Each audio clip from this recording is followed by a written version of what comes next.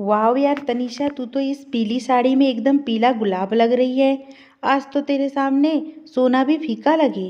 कहाँ बिजलियां गिराने का इरादा है? नेहा ने तनीषा को छेड़ते हुए कहा। आज वाकई तनीषा पीली साड़ी में गजब ढा रही थी।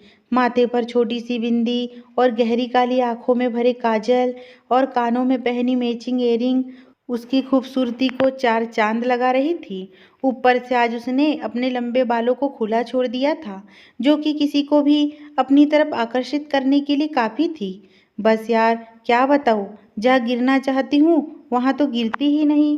तनिषा ने एक हसरत भरी नज़र आरवी पर डालते हुए कहा और अपने बाल जो कि हवा से उड़कर उसके चेहरे पर आ रहे थे उसको पीछे करने के लिए अपने हाथ उठाए तो हाथों में पहनी हुई मेटल की पीली चूड़ियां शोर कर उठी। क्या यार, तू भी किसके चक्कर में पड़ी है? तुझे भी तो मालूम है कि वो कैसा है, कितनी लड़कियों को उसने धोखा दिया है। आप फिर भी तो उसे, मुझे मालूम है ना, वो लड़कियों को एक टिश्यू पेपर से ज़्यादा अहमियत नहीं देता। Use and throw. नेहा ने गुस्से से आरवी यानी राजवीर की तरफ देखते हुए कहा। नहीं यार नेहा, ये सब बस अफवाह है। वो इतना हैंडसम है और हर लड़की उसे अपने साथ चाहती है, और जब वो भाव नहीं देता उन्हें तो सारी उसे बदनाम करती है। और अगर ऐसा है भी तो मुझे अपने प्यार पर भरोसा है। मैं उसे इतना प्यार दूंगी कि वो कभी किसी और की तरफ नहीं देखेगा। तनीषा अभी भी बस आरवी को ही देखे जा रही थी, जो कि अपने दोस्तों के साथ कॉलेज में आई सभी लड़कियों को देखने में व्यस्त था। राजवीर एक बहुत ही स्मार्ट और हैंडसम लड़का था। उसकी लंबी हाइट, गोरा रंग और कंजी आंखें और जिम में बनाई बॉडी किसी भी लड़की को अपना दीवाना बनाने के लिए काफ़ी थी। वो कॉलेज में पढ़ाई करने कम और लड़कियों के साथ फ्लर्ट करने के लिए ज़्यादा आता था। उसकी इस दिल फेंक अदा को जानते भी लड़कियां उसके पीछे दीवानी थी, और तनीषा भी उसके इस रूपजाल में बच ना सकी। तनीषा एक मध्यम परिवार की लड़की थी। वो रोज एक साधारण सा सूट और कसकर बालों की दो चोटी गूंथ कर आती। ज़्यादा दिखावा करना उसे पसंद भी नहीं था, इसलिए मेकअप के नाम पर उसके चेहरे पर कुछ नहीं होता। सारा ध्यान बस पढ़ाई पर ही होता। पर धीरे धीरे कब वो अपने क्लास के आरवी पर की तरफ आकर्षित होती चली गई, उसे खुद भी पता नहीं चला। मन ही मन में उसने चाहने के बाद भी उसने कभी भी राजवीर को अपनी तरफ आकर्षित करने की कोई कोशिश नहीं की थी। बस दूर दूर से उसे नज़र भर के देखती रहती।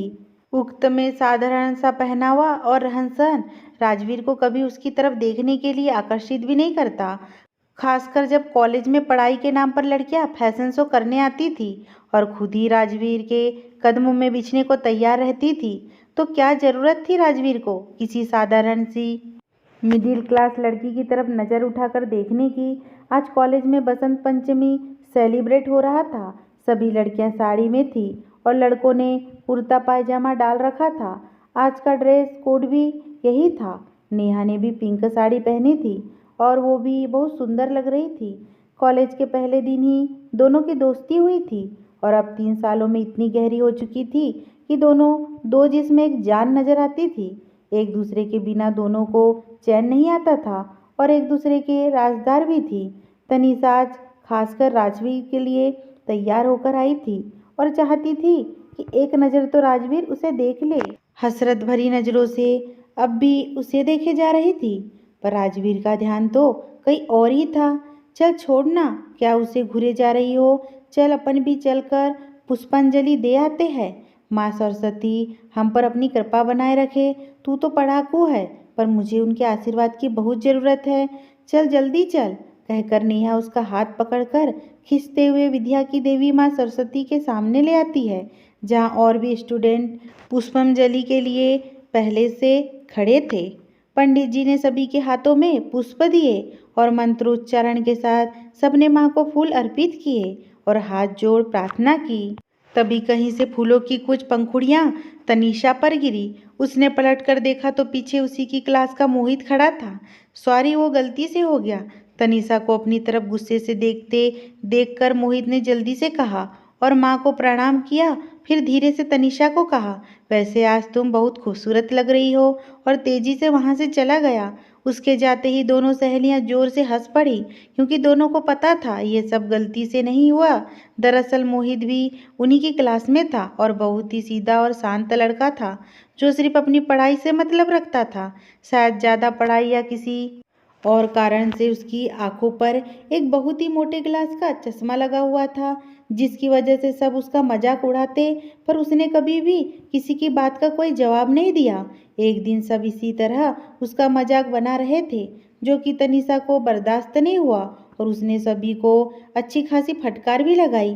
तनीषा पढ़ाई में अच्छी थी, जिसकी वजह से सभी टीचरों की फेवरेट भी थी और सभी को उसके नोटिस की ज़रूरत पड़ती ही रहती थी। इसलिए किसी ने भी उसे कुछ नहीं कहा और चुपचाप वहां से चले गए। मोहित तो आवक सबस उसे देखता ही रह गया।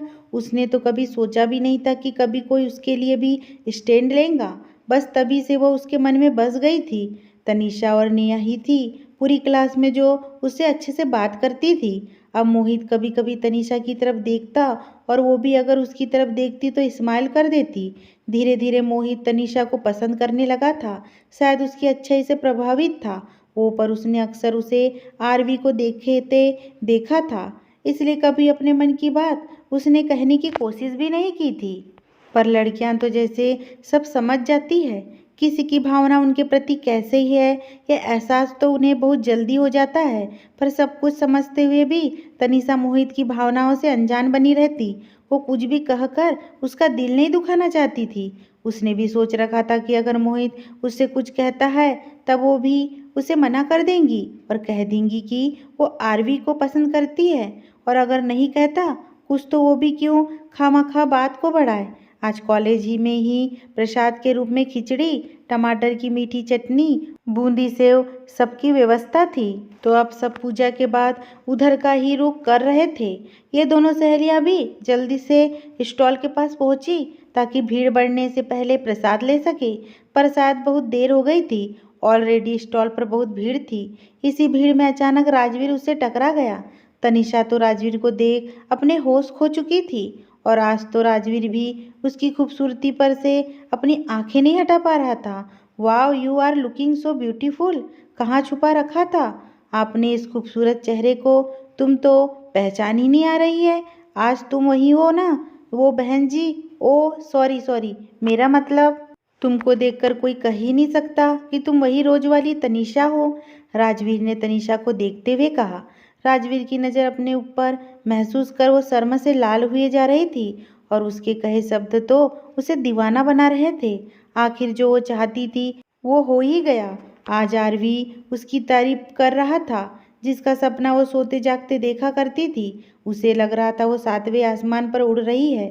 तभी नेहा किसी तरह से प्रसाद लेकर भीड़ से बाहर आई और सामने राजवीर को देख उसका दिमाग खराब हो गया।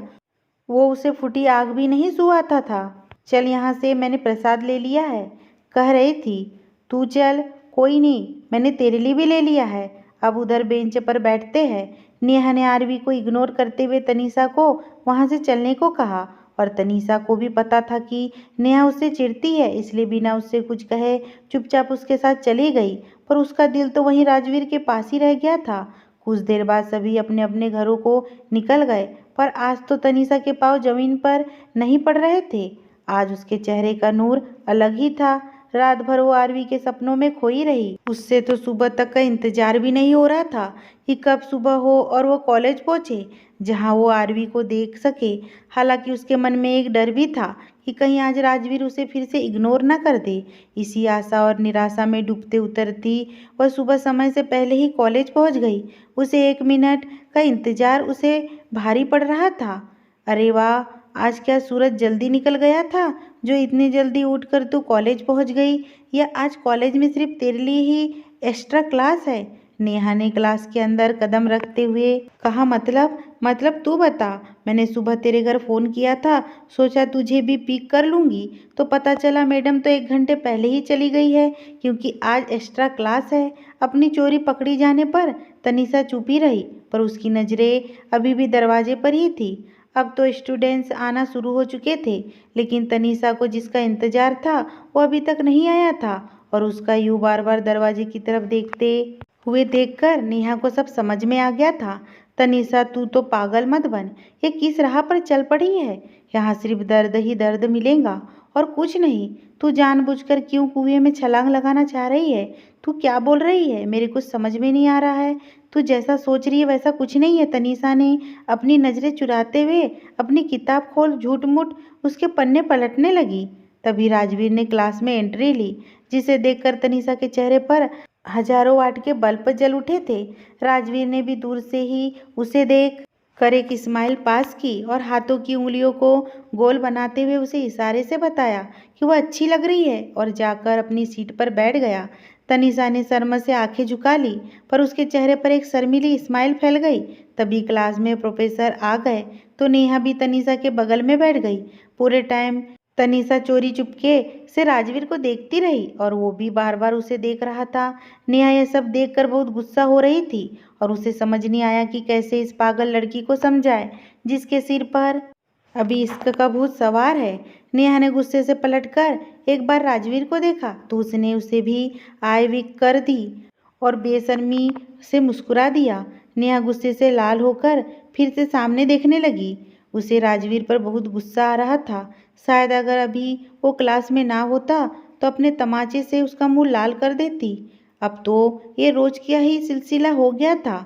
अब तनीषा के भी पहनावे में काफ़ी बदलाव आ चुका था। नेहा के लाख मना करने पर भी फ़ोन नंबर का आदान प्रदान हो चुका था। अब तो रातें लंबी लंबी बातों में कटती। धीरे धीरे तनीषा नेहा से अपनी बातें भी छुपाने लगी, क्योंकि उसे नेहा का इस तरह बार बार रोकना टोकना अच्छा नहीं लगता था। इधर मोहित भी उन दोनों की बढ़ती हुई नज़दीकियां देखकर दुखी तो जरूर हुआ, पर जब वो तनीषा को खुश देखता तो अपने मन को समझा लेता। वो सच्चे मन से उसे प्यार करने लगा था, इसलिए उसकी खुशी में ही खुश हो जाता। इधर नेहा बार बार तनीषा को समझाती, पर जितना वो उसे रोकती तनीषा उसी से उतना दूर होती जाती। हार कर नेहा ने अब उससे कुछ कहना ही छोड़ दिया, पर अपनी दोस्ती को दलदल में फंसते देख उसका मन हमेशा विचलित हो उठता। या तो तनीषा कॉलेज में राजवीर के साथ ही ज़्यादा दिखती। देखते ही देखते समय पंख लगाकर उड़ने लगा। अब तो परीक्षा भी शुरू होने वाली थी, पर पढ़ाई पर ध्यान देने की जगह तनीषा तो बस राजवीर के प्यार में दीवानी हुई जा रही थी। यार, जानती हो तुझे मेरा बोलना अच्छा नहीं लगता, पर जो भी कर अपनी पढ़ाई पर भी ध्यान दे, कहीं पूरे साल की मेहनत खराब ना हो जाए। इम्तिहान अब पास है। मैं कर रही हूँ पढ़ाई, तनीषा ने एक संक्षिप्त सा उत्तर दे दिया। एक दिन क्लास में तनीषा को ना पाकर नेहा तनीषा को ढूंढ रही थी। अचानक से उसे तनीषा राजवीर के साथ दिखाई दी। वो एरिया कॉलेज का बिल्कुल शांत एरिया था। राजवीर तनीषा के बिल्कुल करीब था। नेहा क्रोध से जल उठी और जल्दी से तनीषा का हाथ पकड़ उसे लगभग खींचते हुए अपने साथ ले गई। राजवीर भी तिलमिलाकर रह गया। बहुत मुश्किल से उसे यह मौका मिला था। तनीषा चूंकि एक साधारण मध्यम वर्गीय परिवार से थी, तो सोच भी लगभग वैसी ही थी। राजवीर जब भी उसे किस करने या उसके करीब जाने की कोशिश करता, वो उसे ये सब अभी नहीं, शादी के बाद कहकर मना कर देती। राजवीर को गुस्सा तो बहुत आता। आज तक कभी किसी लड़की के पीछे इतना समय बर्बाद नहीं किया था उसने, पर अब जब तनीषा पर उसकी नज़र पड़ी थी तो उसे बिना हासिल किए कैसे छोड़ सकता था। इतने दिनों की मेहनत और सब्र के बाद वो उसे अपने विश्वास में लेने और बहलाने में कामयाब हुआ था, पर नेहा के आ जाने से मौका भी उसके हाथ से निकल गया। क्या करने जा रही थी? होश भी है तुझे? नेहा गुस्से से काँप रही थी। मैं कुछ भी नहीं तो नहीं। तनीषा एकदम से घबरा गई थी। उसके मुंह से आवाज़ भी बड़ी मुश्किल से निकली। उसे एक तो ये सब करना नहीं था, पर राजवीर के नाराज हो जाने के डर से बस एक किस के लिए मान गई थी। पर अब लग रहा था कि उसकी चोरी पकड़ी गई थी, तो शर्म के मारे घबराहट के उसकी आवाज़ साथ छोड़ रही थी और आंखों में आंसू आ गए। तुझे मेरी बातें क्यों नहीं समझ आती? वो अच्छा लड़का नहीं है। उसके लिए लड़कियों की फीलिंग्स के कोई मायने नहीं है। वो बस तुम्हारा इस्तेमाल करेगा और फिर छोड़ देगा। तुम झूठ कह रही हो। तुम मुझसे जलती हो क्योंकि राजवीर ने मुझे चुना, तुम्हें नहीं, इसलिए तुम हमारे प्यार से जलती हो। तनीषा राजवीर के खिलाफ अब सुन नहीं पाई। आखिर उसने तो सच्चा प्यार ही किया था। मैं जलती नहीं। नेहा की आंखों में तनीषा की बातें सुनकर आंसू आ गए। मैंने तुम्हें अपनी दोस्त बहन समझा है, तुमसे मैं जलती नहीं। नेहा की आंखों में तनीषा की बातें सुनकर आंसू आ गए। मैंने तुम्हें अपनी दोस्त बहन समझकर समझा रही थी, नहीं चाहती कि जो गलती मैं कर चुकी हूँ वो तुम भी करो, इसलिए तुम्हें रोक रही थी। राजवीर को मैं कॉलेज के पहले से जानती हूँ और तुम्हारी तरह उससे प्यार करती थी। उस पर भरोसा कर अपना सब कुछ उसे सौंप चुकी थी। पर चटाक, अभी नेहा की बात पूरी भी नहीं हुई थी कि तनीषा ने एक थप्पड़ उसके गाल पे जड़ दिया। नेहा अवाक से उसे देखती रह गई। उसने तो सपने में भी कभी ये नहीं सोचा था कि अचानक से ये सब देख काफ़ी स्टूडेंट भी उनके पास आसपास इकट्ठे हो गए थे। तनीषा गुस्से से बुरी तरह काँप रही थी।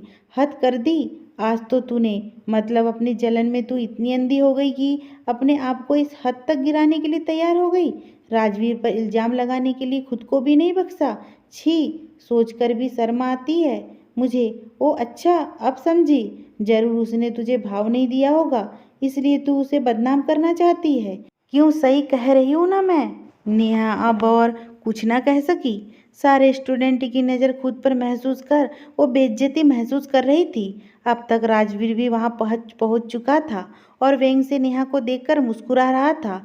तुझे मेरी बात आज समझ नहीं आ रही है क्योंकि तेरी आंखों पर पट्टी बंधी है। अपनी दोस्त समझकर तुझे रोकना चाह रही थी, पर अब नहीं। एक दिन तुझे खुद ही इस गलती का एहसास होगा। और रोते हुए वहाँ से चली गई। तनीषा भी अब फूट फूट कर रो पड़ी। उसने गुस्से में अपनी सबसे अच्छी सहेली को खो दिया था। वो वहीं बैठ गई और अपना चेहरा हथेलियों से ढक बिलख उठी। ये मैंने क्या कर दिया, ये मैंने क्या कर दिया, बस यही वो बार बार दोहरा रही थी। अरे चलो निकलो, यहाँ से कोई तमाशा थोड़ी हो रहा है जो सब खड़े हो गए देखने के लिए। चलो जाओ, अपना काम करो जाकर। राजवीर ने सबको वहाँ से हटाया और खुद तनीषा के पास आ गया। उसने जैसे ही उसके कंधे पर हाथ रखा, रोती हुई तनीषा उससे लिपट गई। मैं खुद को रोक नहीं पाई राजवीर, पर मैं वो तो तुम्हारे बारे में इतना गलत बोल रही थी कि मैं सुन नहीं पाई और गुस्से में हाथ उठ गया मेरा। मैं ऐसा कुछ नहीं करना चाहती थी। तनीषा की अब सिसकियाँ बंद गई थी। वाह, मेरा बच्चा मुझे इतना प्यार करता है। राजवीर ने उसके सिर को सहलाते हुए उसे शांत करने की कोशिश की। तनीषा तो अभी भी उसके सीने में मुंह छुपाए रो रही थी, पर राजवीर के ओठों पर एक कुटिल मुस्कान थी और सामने खड़े अपने दोस्तों को देखकर उसने एक विजयी मुस्कान देते हुए अपनी एक आंख दबा दी। ओह सॉरी आरवी, वो आपकी शर्ट खराब हो गई। तनीषा को अचानक एहसास हुआ वो कब से राजवीर के गले लगी हुई है और उसके आंसुओं से उसकी शर्ट खराब हो रही है। तो शर्मिंदगी से खुद को उसे अलग करते हुए कहा, कोई ना जान, तुम्हारे लिए क्या ऐसी 100 शर्ट कुर्बान, पर मैं ऐसे तुम्हें रोते हुए नहीं देख सकता। अब चुप हो जाओ। उसने तनीषा के गालों पर फैले हुए आंसू को पोंछते हुए कहा, एक काम करते हैं, मेरा घर यहीं पास में ही है, चलो मैं वहाँ शर्ट भी चेंज कर लूँगा और तुम्हें भी अपने घर दिखा दूँगा और तुम मेरे मम्मी पापा से भी मिल लेना। ऐसे कैसे, क्या सच में? पर मैं ऐसी ही रोनी सूरत लेकर कैसे जाऊँ उनके सामने? तुम बहुत प्यारी लग रही हो, चलो ना जरा, वो लोग भी तो अपनी होने वाली बहू को देख ले और तुम भी अपने होने वाले ससुराल को देख लेना। तनीषा उसकी बातों को सच मान रही थी। उसे लगने लगा सच में राजवीर उसे अपने पापा मम्मी से मिलाना चाहता है, इसलिए उसके साथ जाने को तैयार हो गई। थोड़ी ही देर में तनीषा राजवीर के साथ उसके फार्म हाउस पर थी। ये है तुम्हारा घर? उसने फार्म हाउस को देखते हुए कहा। हाँ वो अरे तुम अंदर तो आओ। वो क्या है ना, मुझे अभी याद आया कि मॉम डैड आज यहाँ आने वाले थे, इसलिए मैं भी तुम्हें यहीं ले आया। आओ चलो अंदर, कम लेट्स गो। राजवीर ने अपना हाथ आगे बढ़ाया। तनीषा को थोड़ी झिझक तो हो रही थी, पर जब राजवीर ने हाथ बढ़ाया तो उसने उसका हाथ थाम लिया और उसके साथ अंदर चली गई। अरे हरिया अंकल, मॉम डैड आए या नहीं? अभी तक नहीं बाबा, अभी तो नहीं आए। हरिया को भी राजवीर की हरकतों के का पता था, पर मालिक के आगे कौन बोले, इसलिए उन्हें संक्षिप्त सा उत्तर दिया और वापस अपने काम में लग गया। ओके कोई बात नहीं, पर अंकल मेरे कमरे में 2 गिलास जूस भिजवा देना, हम वहीं बैठकर उनका इंतजार कर लेंगे। पर आरवी, हम यही ड्राइंग रूम में बैठते हैं ना। तनीषा थोड़ी घबरा रही थी। ओ कमान यार, चलो भी तुम्हें अपना हमारा कमरा दिखाता हूँ, और मैं अपनी शर्ट भी चेंज कर लूँगा। शादी के बाद तुम किस कमरे में रहोगी, क्या तुम देखना नहीं चाहती? राजवीर ने थोड़ा शौक होते हुए उसके गालों को टच कर थोड़ा उसके पास आकर कहा। तनिषा तो शर्म से जमीन में गड़ गई, क्योंकि हरिया अभी तक वहीं खड़ा उन लोगों को देख रहा था, और इस तरह राजवीर का उसे यह सब कहना अच्छा नहीं लगा। शर्म से उसकी कनपटी और गाल बिल्कुल लाल हो गए। अरे अंकल, आप अभी तक यहीं हो? जाओ जूस ले आओ। चलो जान, तुम्हें अपना कमरा दिखाता हूँ। राजवीर उसका हाथ पकड़ अपने रूम की तरफ बढ़ गया, और हरिया नागवारंगी से अपना गर्दन हिलाते हुए वहाँ से चला गया। आओ जान, देखो ये है हमारा कमरा, राजवीर ने चहकते हुए कहा। तनीषा थोड़ी संकुचा रही थी, फिर भी मुस्कुराने की कोशिश कर रही थी कि कहीं राजवीर को बुरा ना लगे। वाह, बहुत सुंदर कमरा है तुम्हारा, इट्स सो ब्यूटीफुल, तनीषा ने कमरे पर नज़र डालते हुए कहा। अब तो चलो ना यार आरवी, हम बाहर ही वेट करते हैं। अंकल और आंटी का वो लोग क्या सोचेंगे, हम ऐसे ही तुम्हारे कमरे में आ गए। अरे 2 मिनट तो बैठो और कुछ नहीं सोचूंगी वो लोग, मैं बस चेंज तो कर लूँ। और उसने उसे हाथ पकड़कर वहीं बेड पर उसे बैठा दिया और उसके सामने ही शर्ट की बटन खोलने लगा। ये क्या कर रहे हो तुम? वॉशरूम में चेंज कर लो, बोलो तो मैं बाहर वेट कर लेती हूँ। बोलते हुए तनीषा उठकर बाहर जाने के लिए खड़ी हो गई। ओ, मेरी जान को शर्म आ रही है। अरे अब हमारे बीच कैसा पर्दा? बोलते हुए राजवीर तनीषा के बिल्कुल करीब आ गया। आरवी प्लीज़, मुझे ये सब ठीक नहीं लग रहा है, हम कभी और मिल लेंगे अंकल आंटी से, बहुत देर भी हो गई है, घर पर भी सब मेरा इंतज़ार कर रहे होंगे, प्लीज़ मुझे घर पर ड्रॉप कर दो। क्या यार तनीषा, तुम्हें अब भी मुझ पर भरोसा नहीं? तुम्हें क्या लगता है मैं तुम्हें धोखा दूंगा? राजवीर ने झूठी नाराज़गी दिखाते हुए कहा। आरवी, तुम्हें पता है ऐसी कोई बात नहीं है, मैं तुम पर पूरा भरोसा करती हूँ, पर कुछ चीज़ें शादी के बाद ही सही लगती है। मेरे संस्कार मुझे इसकी इजाज़त नहीं देते। शादी शादी शादी, जब देखो एक ही रट लगाई रहती हो। जब तुम्हें भरोसा ही नहीं मुझ पर, तो शादी क्यों करनी है मुझसे? राजवीर अब झुंझलाकर तनीषा पर चिल्ला पड़ा। तनीषा एक पल को तो डर के सहम गई, उसकी आंखों में फिर से आंसू झिलमिला उठे। आज ही उसने अपनी सबसे अच्छी सहेली को खो दिया था, अब उसे लगा शायद वो राजवीर को भी ना खो दे। राजवीर उसकी तरफ पीठ फेर कर खड़ा था, उसे पीछे से जाकर हक कर लिया। सॉरी आरवी, तुम प्लीज़ नाराज़ ना हो, मुझे तुम पर पूरा भरोसा है, प्लीज़ मुझसे गुस्सा मत हो। नेहा भी मुझसे गुस्सा हो गई, अब मैं तुम्हें नहीं खो सकती। बोलते हुए तनीषा सिसक उठी। राजवीर के चेहरे पर एक कुटिल मुस्कान तैर गई। उसने हाथ पकड़कर तनीषा को अपने सामने किया और उसका माथा चूमते हुए कहा, मैं तुम्हें कभी नहीं छोड़ूंगा, आई लव यू डियर। और उसने अपने रुमाल से उसके आंसू साफ कर अपने गले से लगा लिया। भावनाओं से उस वक्त कमज़ोर तनीषा भी खुद को उससे अलग ना कर सकी, और आज उसने वो कर दिया जो उसे नहीं करना चाहिए था। जब भावनाओं का तूफान थम गया तो तनीषा को होश आया कि वो क्या कर बैठी है। उसकी रुलाई फूट पड़ी। ये जो कुछ भी हुआ ठीक नहीं हुआ आरवी, ये सब नहीं होना चाहिए था, हमसे सब गलत हो गया है। कुछ भी गलत नहीं हुआ आरवी, ग्रोन अप पीपल यार। यार ज़्यादा मत सोचो, चलो तुम्हें घर छोड़ दूँ। पर आरवी, तुम जल्दी से अपने पेरेंट्स से हमारी शादी के लिए बात कर लेना प्लीज़, हमें अब देर नहीं करनी चाहिए। ठीक है, अब चलो तुम्हें ड्रॉप कर दूँ, राजवीर ने संक्षिप्त सा उत्तर दिया। अचानक से तनीषा को उसके बात करने के लहजे में फर्क महसूस होने लगा था, पर उसने इसे अपना भ्रम समझकर ध्यान नहीं दिया और वापस घर आ गई। घर पर भी उसने किसी से कुछ नहीं कहा। अगले दिन राजवीर ने कॉलेज में तनीषा की तरफ देखा तक नहीं। जब तनीषा से नहीं रहा गया तो उठकर राजवीर के पास पहुंच गई। क्या बात है आरवी, मुझसे नाराज हो क्या? नहीं, नाराज क्यों होगा, बस थोड़ा सा बिजी हूँ, तुमसे बाद में बात करता हूँ, राजवीर ने बड़े ही अनमने ढंग से जवाब दिया। जबकि तनिषा देख रही थी कि वो कुछ भी नहीं कह रहा है सिवाय अपने दोस्तों के साथ हंसी मजाक के। तनिषा मायूस सी वहाँ से हट गई। उसे समझ नहीं आ रहा था कि अचानक से ऐसा क्या हुआ जो राजवीर उससे अनदेखा करने लगा। अब तो ये रोज की बात हो गई थी। वो ना तो उसका फ़ोन उठाता और ना ही कॉलेज में भी उससे बात करता। यहाँ तक कि उससे दूर से ही देखकर अपना रास्ता बदल लेता। आजकल वो किसी और लड़की के साथ घूमता नजर आता। तनिषा को अब नेहा की कई हर बात सही नजर आ रही थी, पर अब सिवाय पछताने के वो कुछ नहीं कर पा रही थी। क्या हो गया है राजवीर तुम्हें? क्यों नहीं अब मुझसे बात करते हो? तुम तो हमारी शादी की बात करने वाले थे अपने घर में। बताओ मुझे आखिर ऐसी क्या गलती हो गई मुझसे जो मुझसे दूर रहने लगे हो, ना मिलते हो ना मेरा फ़ोन उठाते हो? बोलो ना राजवीर। एक दिन तनिषा के सब्र का बांध टूट गया और वो राजवीर के सामने पहुंच गई। हाँ हाँ हाँ, अच्छा मजाक कर लेती हो तुम भी। शादी वो भी तुम जैसी मिडिल क्लास लड़की से? सपनों से बाहर आओ मिस तनिषा। तुम मेरे पैरों की धूल के बराबर भी नहीं हो। कभी भी मलमल के कपड़े पर टाट का पेमंद नहीं लगता। तो वो सब क्या था?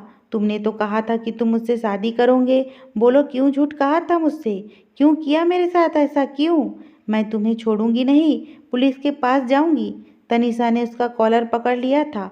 उसकी आंखों में गुस्से के साथ साथ बेबसी झलक रही थी और वो जोर जोर से रो रही थी। तुम्हें जिसके पास जाना है जाओ, मेरा पीछा छोड़ो। मैंने कुछ भी नहीं किया। जो कुछ भी हुआ तुम्हारी रजामंदी से हुआ है, कोई ज़बरदस्ती नहीं की मैंने तुम्हारे साथ। और क्या बताऊंगी पुलिस को कि अपनी मर्जी से मेरे साथ गई थी? और जो कुछ भी हुआ उसका क्या सबूत है तुम्हारे पास? जाओ, इतना ही शौक है तो जाकर अपनी इज्जत का तमाशा बनवा लो। अपने माँ बाप के बारे में भी सोच लेना एक बार। राजवीर ने झटके के साथ अपना कॉलर छुड़ाते हुए उसे धक्का दे दिया। तनिषा गिर ही जाती अगर पीछे से नेहा ने उसे थाम ना लिया होता। नेहा ने रोती हुई तनिषा को संभालते हुए खड़ा किया और इससे पहले राजवीर कुछ भी समझ पाता एक झन्नाटेदार थप्पड़ उसके गालों पर रसीद हो चुका था। बहुत शौक है ना तुम्हें लड़कियों से खेलने का? तुम्हारा यही शौक एक दिन तुम्हें ले डूबेगा। नेहा गुस्से से कांपते हुए उससे कह रही थी। तुम मुझ पर हाथ उठाओगी? इतनी तुम्हारी हिम्मत? राजवीर इस बेइज्जती को बर्दाश्त नहीं कर पाया और उसने राशि पर अपना हाथ उठाया। नेहा ने भी डर से अपनी आंखें मींच ली थी, पर जब बहुत देर तक कोई हरकत नहीं हुई तो उसने आंखें खोली तो देखा राजवीर का हाथ मोहित ने रोक रखा था और वो अपना हाथ छुड़वाने की कोशिश कर रहा था। अरे नेहा! तनिषा बहुत रो रही थी और उसने उसे दौड़कर उस पुल की तरफ जाते हुए देखा है। तभी किसी लड़के ने आकर नेहा से कहा तो मोहित और नेहा ने पलटकर देखा तो तनिषा उन्हें कहीं भी दिखाई नहीं दी। वे दोनों भी तेजी से पुल की तरफ बढ़ गए। तनिषा रुक जा, तुझे मेरी कसम, कोई गलत कदम मत उठाना। तनिषा सुनो मेरी बात, रुक जा। नेहा उसके पीछे दौड़ते उसे आवाज लगाई जा रही थी, पर शायद तनिषा आज कुछ भी सुनने समझने की हालत में नहीं थी। और इससे पहले कि वे लोग उस तक पहुंच पाते तनिषा ने नीचे नदी में छलांग लगा दी। तनिषा! नेहा की चीख निकल गई और वो जड़वत सी अपनी जगह पर खड़ी रह गई। पर मोहित ने तनिषा के पीछे छलांग लगा दी और डूबती हुई तनिषा को बचाकर किसी तरह से किनारे पर ले आया। वो बेहोश सी तनिषा को अपनी गोद में ले फुट फुट कर रो रहा था। ये क्या करने जा रही थी तुम? एक झूठे इंसान की झूठी मोहब्बत में अपनी जान देने चली थी? क्या एक बार भी तुम्हें मेरी सच्ची मोहब्बत दिखाई नहीं दी? मैं तुम्हें कुछ भी नहीं होने दूंगा, कुछ भी नहीं। तुम एक बार तो मुझ पर भरोसा करती। मोहित ने उसे अपने सीने से लगाए हुए बोलता जा रहा था, जैसे उसे अब कहीं नहीं जाने देगा। नेहा और मोहित की वजह से तनिषा ने खुद को संभाला और अपने आप को पढ़ाई में डुबो दिया। मोहित हमेशा साये की तरह उसके साथ रहता। 2 साल बाद, माय लॉर्ड, मैं आपसे गुजारिश करती हूँ कि मिस्टर राजवीर को सख्त से सख्त सजा दी जाए, ताकि इनके जैसे बाकी लड़कों को भी सबक मिले कि किसी लड़की की भावनाओं से खेलने की सजा क्या होती है। लड़की कोई टिश्यू पेपर नहीं जिसे आप इस्तेमाल कर डस्टबिन में फेंक दे। तनिषा जज के सामने एक वकील के रूप में खड़ी राजवीर के लिए सख्त सजा की मांग कर रही थी और मोहित, नेहा और बहुत से अन्य लड़कियां जिन्हें राजवीर ने धोखा दिया था, वो सब सामने बैठी बेसब्री से जज के फैसले का इंतजार कर रही थी।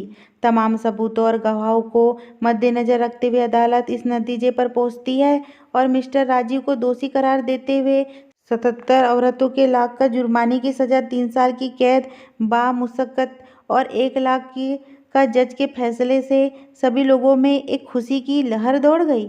आखिर उन सबके गुनहगार को सजा तो मिली। हाथों में हथकड़ी डाले जब राजवीर तनीषा के बगल से गुजरा तो तनीषा ने नफरत से मुंह फेर लिया। कोर्ट रूम के बाहर वाह तनीषा, आज तो तूने कमाल कर दिया। I am so proud of you. हम लड़कियां जो अपनी इज्जत के डर से चुप रह जाती, इसी से इन लोगों का मन बढ़ जाता है। ये लोग समझते कि भावनाओं का कोई मोल नहीं होता। आज की ये सजा इन जैसे लोगों के लिए बहुत बड़ा सबक होगा। नेहा खुशी से तनीषा को बोले जा रही थी। तनीषा उसकी बातें सुनकर मुस्कुरा तो रही थी, पर उसकी नज़र सबसे पीछे खड़े मोहित पर थी, जो गर्व से उसे देखकर मुस्कुरा रहा था। तनीषा सभी लड़कियों के बीच से होते हुए अब मोहित के पास पहुंच गई और अपने बैग में से एक सुर्ख गुलाब निकाल उसके सामने घुटनों पर बैठ गई। क्या तुम मुझसे शादी करोगे? उसने मोहित की तरफ गुलाब बढ़ाते हुए कहा। तो मोहित आश्चर्य से उसे देखता रह गया। उसने कभी भी ये नहीं सोचा था कि ना कभी अपनी चाहत उसे बताई थी। खुशी उसकी आंखें से झलकने को बेकरार थी और गले में कुछ अटक गया हो, जैसे अपने आप को बोलने में वो असमर्थ पा रहा था। जल्दी बताओ, हाँ या ना? मेरे घुटनों में दर्द होने लगा है। तनीषा मोहित की हालत को समझते हुए माहौल को हल्का करने के उद्देश्य से बनावटी गुस्से से बोली। तो मोहित ने हड़बड़ाकर उसे उठाकर अपने गले से लगा लिया। दोनों इतने भावुक थे कि इस पल की कुछ भी बोलने में खुद को असमर्थ पा रहे थे। तभी नेहा एक छोटी सी बच्ची को गोद में लेकर उनके पास आई। तो मोहित ने उसे गोद में लेते हुए कहा, आजा मेरी गुड़िया, अपने पापा के पास आजा। आज आखिर तेरी मम्मी को मेरी खामोश मोहब्बत समझ ही आ गई थी। बहुत इंतजार करवाया है तेरी माँ ने, अब मैं भी उसे इंतजार कराऊंगा। बोलो क्या कहती हो मेरी गुड़िया रानी? मोहित की बातों से बच्ची खिलखिलाकर हंस पड़ी और उसके सामने के छोटे छोटे 2 दांत चमक उठे। तनीषा ने गुस्से से मोहित की बाह में मुक्का जड़ दिया और फिर दोनों को अपनी बाहों में भर लिया।